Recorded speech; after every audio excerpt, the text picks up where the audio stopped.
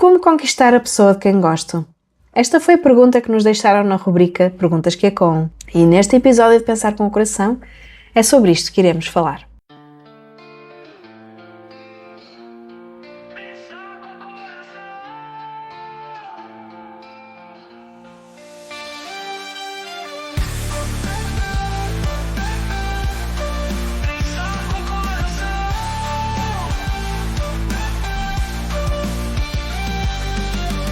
Bem-vindo e bem-vinda ao podcast Pensar com o Coração. O meu nome é Lili Andrade, eu sou psicóloga clínica e estarei consigo neste podcast para descomplicar a psicologia, explorarmos as profundezas da mente, descobrirmos novas perspectivas e cultivar o bem-estar. Vamos a isso? No episódio de hoje temos a nossa rubrica favorita, Perguntas que Ecoam. E as perguntas que chegam até nós são perguntas feitas por uma pessoa, mas que não dizem respeito só a uma pessoa, dizem respeito a muitas pessoas. E a pergunta que chegou foi uma pergunta simples e uma pergunta também bastante honesta. Como é que eu posso conquistar a pessoa dos meus sonhos? Então, vou ser direta em primeiro lugar, não existe uma fórmula, não tenho uma fórmula, nem vou apresentar uma fórmula. Não existe uma técnica secreta, nenhuma frase certa, nenhum algoritmo que transforme esse interesse em amor. Mas a ciência das relações tem algumas coisas interessantes para dizer sobre o que realmente acontece no começo. E é sobre isso que eu quero falar hoje. Porque há uma diferença grande entre aquilo que nós imaginamos que funciona e aquilo que realmente funciona. E conhecer essa diferença é muito libertador. Vamos então começar pelo sítio mais honesto possível, que é o medo. E se já sentiu o coração acelerar quando aquela pessoa entrou na sala? Se já ensaiou mentalmente o que ia dizer e depois disse outra coisa completamente diferente? Se já ficou em silêncio quando o que queria na realidade era falar? Então já conheceu a ansiedade da aproximação. E existe investigação específica sobre isto e o que os estudos nos dizem é que esta ansiedade da aproximação é extraordinariamente comum. Mais do que aquilo que nós imaginamos. A maior parte das pessoas que nos parecem confiantes nas aproximações românticas também sentem esse nó no estômago. A diferença não está na ausência do medo, está na relação que estabelecem com ele. Então, o que mais interessa nesta investigação é uma distinção que raramente nós fazemos, que é a diferença entre o medo da rejeição e o medo da exposição. Não são a mesma coisa. O medo da rejeição é o que nós imaginamos que vai acontecer lá fora. A outra pessoa diz não, afasta-se, ri e ignora.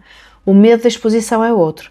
É o medo de que ao aproximarmos-nos, ao mostrarmos interesse, estamos a revelar algo sobre nós próprios. Estamos a dizer, tu importas para mim. E isso é uma vulnerabilidade real. E o que é mais interessante nisto é que a maior parte das pessoas não está a proteger-se da rejeição. Está a proteger-se da exposição. Está a evitar um momento em que deixa de ser possível fingir indiferença. E há aqui um nome para isto na psicologia, que é uma regulação emocional antecipatória. Nós protegemos-nos de algo que ainda não aconteceu. E ao fazê-lo, garantimos um resultado que achamos que estamos a evitar, que é a não relação. Então, vamos falar agora aqui sobre o que realmente prevê o interesse romântico nas fases iniciais. Existe um estudo que acompanhou mais de 200 jovens solteiros durante 7 meses, registando as suas interações com potenciais parceiros ao longo do tempo, que pretendia perceber o que é que prevê o interesse romântico. E o que melhor previu o interesse romântico não foram os traços de personalidade da pessoa que estava a ser observada, não foi ser extrovertida, ambiciosa ou ter um determinado tipo de humor. O que mais importou foram as percepções específicas da relação. Ou seja, sentir que a outra pessoa estava interessada em nós, sentir proximidade, sentir que a conversa revelava algo real. Outro dado muito importante, a atratividade física previu o interesse romântico no momento inicial. Mas é um mas que importa muito, a atratividade avaliada por outras pessoas, por pessoas externas à interação, tinha um impacto muito menor do que a atratividade percebida pela própria pessoa interessada. Ou seja, o que a pessoa acha atraente na pessoa de quem gosta é mais importante do que qualquer outro critério. E outra coisa que se percebeu é que não existe um perfil certo, não existe um conjunto de características que garanta o resultado. O que existe é um processo E nesse processo, o que fazemos, como aparecemos, o que dizemos, o que ouvimos, importa muito mais do que aquilo que somos em abstrato. Então, o que é que realmente funciona? O que nos diz a investigação sobre as primeiras conversas, os primeiros encontros, os primeiros sinais? Há uma linha de investigação que me parece relevante aqui e que se centra num conceito que em português podemos chamar de realidade partilhada. É a percepção de que estamos a ver o mundo da mesma forma que a outra pessoa. Não concordância total, não é isso.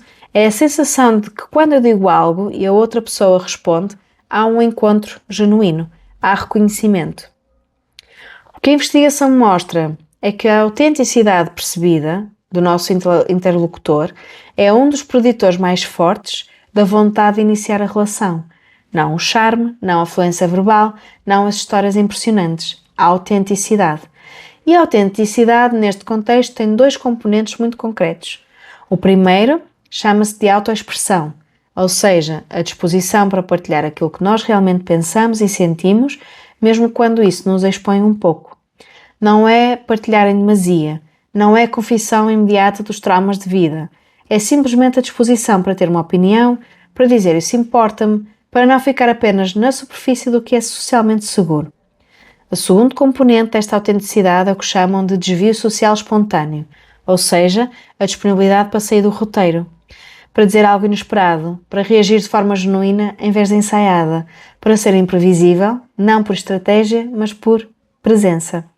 Quando estas duas coisas acontecem, a pessoa com quem falamos tende a sentir que está a encontrar alguém real, e esse encontro com algo real é o que cria a vontade de voltar. Quero agora falar aqui de um paradoxo que eu acho importante e que tem a ver com esta pergunta. Há aqui um estudo que examinou o que acontece quando as pessoas expressam as suas inseguranças relacionais, quando mostram o quanto precisam de aprovação, quando buscam reassurance excessiva, quando a sua vulnerabilidade é demasiado visível e demasiado cedo. E aquilo que os investigadores encontraram foi um ciclo. Quando alguém se sente inseguro em relação ao interesse de outra pessoa, tende a expressar essa insegurança de formas que faz com que acredite que está a ser vista como uma pessoa emocionalmente vulnerável. E o que os investigadores encontraram foi um ciclo. Então, quando alguém se sente inseguro face ao potencial interesse da outra pessoa, tende a expressar essa insegurança de formas que faz com que acredite que está a ser vista como uma pessoa emocionalmente vulnerável. E essa crença que a própria pessoa vai ganhando sobre si própria leva a duvidar da autenticidade das respostas positivas que recebe. Está a ser simpática porque me vê frágil, não porque realmente gosta de mim ou tem interesse em mim. E esta é uma armadilha cognitiva e que pode perpetuar-se.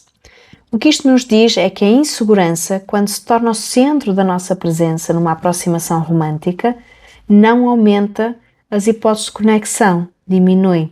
Não porque a vulnerabilidade é algo errado, mas a vulnerabilidade, como vimos, é central para a autenticidade.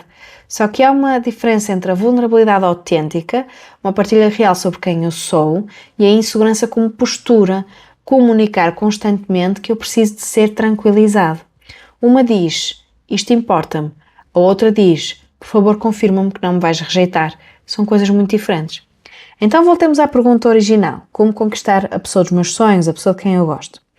Pois tudo aquilo que acabamos de ver, a resposta é provavelmente não da forma que imagina. Não através de uma estratégia, não através de um script perfeito, não através de ser alguém que não é, ou de suprimir o que sente, ou de fingir indiferença para parecer mais interessante.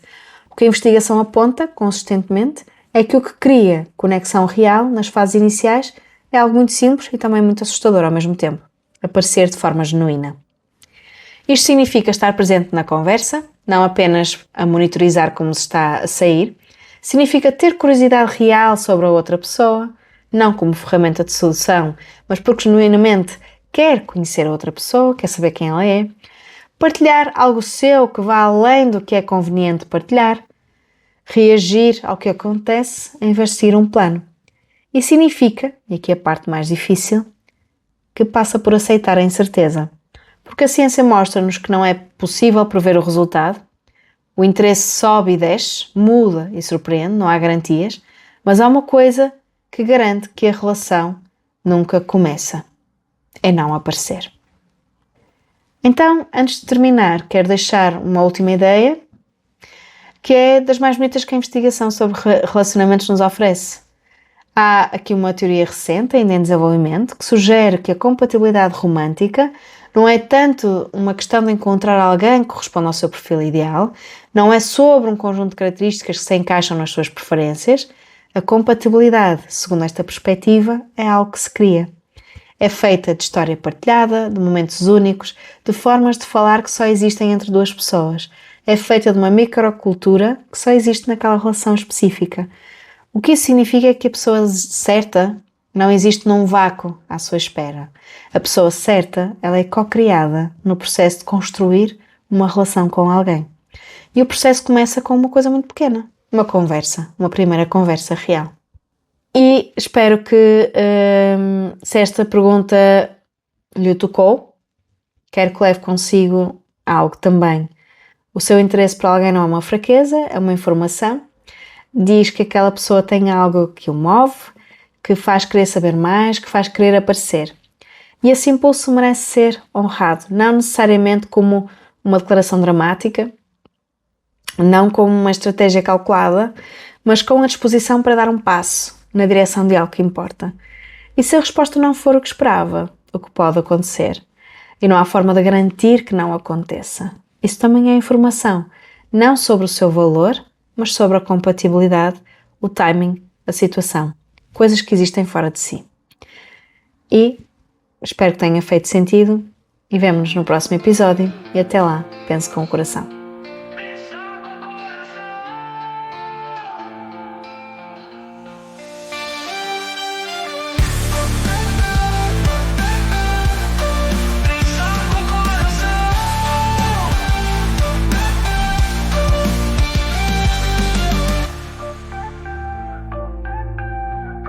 Pensar com o coração.